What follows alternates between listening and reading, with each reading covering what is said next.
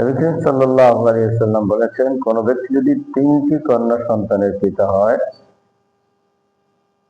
এবং ওই কন্যা সন্তানগুলোকে সে উত্তমভাবে লালন পালন করবে, তাদেরকে ভরণ পোষণের ব্যবস্থা করবে, সময় হলে বিয়ে শাদীর ব্যবস্থা করবে, উত্তম তারবিয়াত আদব ও কায়দা শিক্ষা দিবে, আল্লাহ তাআলা ওই ব্যক্তির জন্য জান্নাতকে অপরিহার্য করে দিবেন। সুবহানাল্লাহ।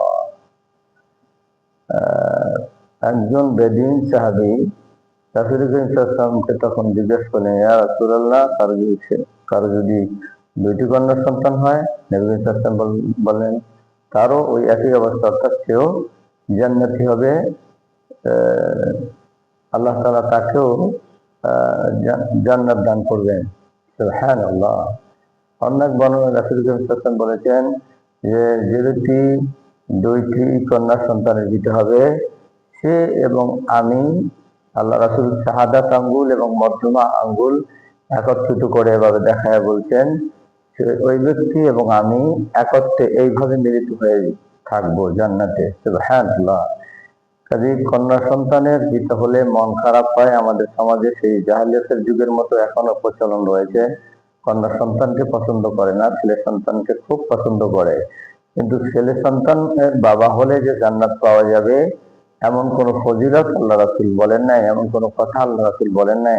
কিন্তু কন্যা সন্তানের ব্যাপারে রাসূল গ্যারান্টি দিয়েছেন, ওই ব্যক্তি এবং আমি জান্নাতে একত্রে থাকবো। সুবহানাল্লাহ। তাইলে কন্যা সন্তানের পিতা হলে জান্নাতের গ্যারান্টি বিশ্বনবী মুহাম্মদ রাসূলুল্লাহ সাল্লাল্লাহু আলাইহি ওয়াসাল্লাম দান করেছেন।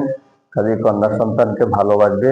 আল্লাহ রাসূল অন্য এক হাদিসে বলেছেন, কেউ যদি কোনো সফর থেকে বাসায় ফিরে আসে, কিছু হাদিয়া নিয়ে আসে, আর এই হাদিয়া যখন বন্টন শুরু করবে কন্যা সন্তানদেরকে দিয়ে। সুবহানাল্লাহ। তাই আসুন আমরা কন্যা সন্তানকে বেশি ভালোবাসার চেষ্টা করি।